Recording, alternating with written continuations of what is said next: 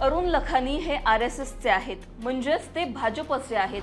भविष्यात अरुण लखानी हे राष्ट्रवादीचे कार्याध्यक्ष होतील। अशा वेळी कार्यकर्त्यांनी काय करावं तर सुप्रिया सुळेंना प्रश्न विचारावे।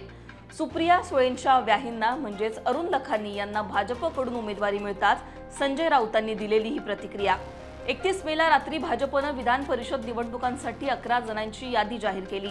सुप्रिया सुळेंचे व्याही म्हणून चर्चेत आलेले अरुण लखानी आता भाजपचे आमदार होणार आहेत। पण फक्त एवढीच अरुण लखानी यांची ओळख आहे का तर नाही।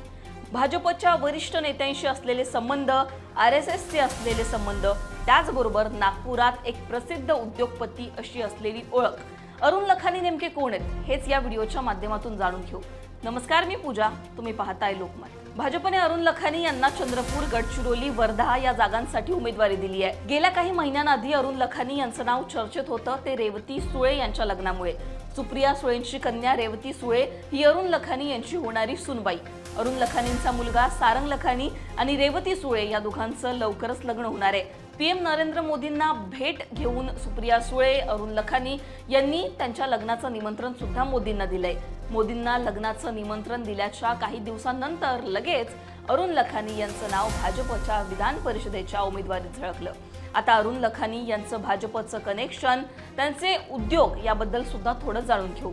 विदर्भात मूळचे मलकापूरचे असलेले अरुण लखानी हे उद्योगाच्या निमित्ताने नागपुरात स्थायिक झाले।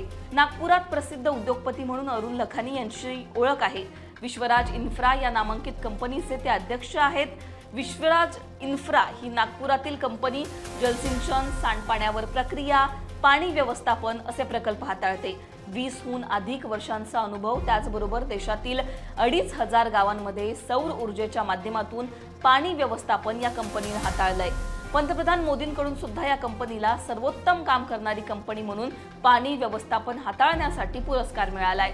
विदर्भातील अनेक मोठ्या प्रकल्पांचं नेतृत्व लखानी यांनी केलंय। लक्ष्मणराव मानकर ट्रस्ट, ऋणाधार ट्रस्टच्या माध्यमातून शेतकरी आदिवासींच्या विकासासाठी त्यांनी विदर्भात काम केलंय। महाराष्ट्र बॅडमिंटन असोसिएशनचे माजी अध्यक्ष अरुण लखानी आहेत। सामाजिक कार्यामुळे त्यांच्या लोकप्रतिनिधींशी त्यांचा थेट संपर्क आहे। आता माझ्या सामाजिक आणि व्यावसायिक कामाचा फायदा मला मतदारसंघात होईल असं त्यांना उमेदवारी मिळताच म्हटलंय। भाजपच्या वरिष्ठ नेत्यांसोबत म्हणजेच गडकरी असतील, फडणवीस असतील यांच्यासोबत अरुण लखानी यांचे जवळचे संबंध आहेत। RSS म्हणजेच संघाशी सुद्धा त्यांचं जवळचं नातं असल्याचं बोललं जात आहे। आता नागपुरामध्ये त्यांची संघ स्वयंसेवक अशी ओळख असल्याची सुद्धा माहिती आहे। संघाच्या विविध उपक्रमांमध्ये त्यांनी सहभाग याआधी सुद्धा नोंदवला आणि ते सतत जात असतात अशी सुद्धा माहिती मिळतीये। राष्ट्रवादी काँग्रेस पक्ष हा कायम फुले, शाहू, आंबेडकरी विचारांचा पक्ष असल्याचं सांगतो आणि त्या अनुषंगाने कायम संघ आणि भाजपवर ते टीका सुद्धा करतात। अजित पवार सुद्धा भाजपमध्ये गेले, पण त्यांनी फुले, शाहू, आंबेडकरी विचार कधी सोडला नाही असं त्यांनी स्वतः सांगितलं होतं। सुप्रिया सुळे यांची कन्या रेवती सुळे आणि अरुण लखानी यांचे पुत्र सारंग लखानी यांचं जेव्हा लग्न ठरलं तेव्हा विचारांवरून किंवा आयडिओलॉजीवरून टीका केली गेली आणि राष्ट्रवादी काँग्रेस पक्ष हा कायम भाजपवर किंवा संघावर टीका करतो आणि त्यांनी का भाजपच्या किंवा संघाशी जोडलेल्या एका घरामध्ये त्यांची मुलगी दिली अशी टीका सोशल मीडियावर सातत्यानं होत गेली।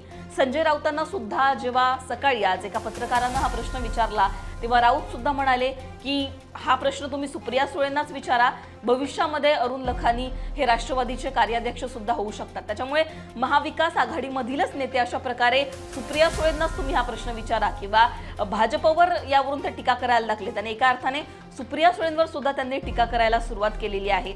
अर्थात या सगळ्यांवर सुप्रिया सुळे काय बोलतात हे पाहणं महत्त्वाचं असणार आहे।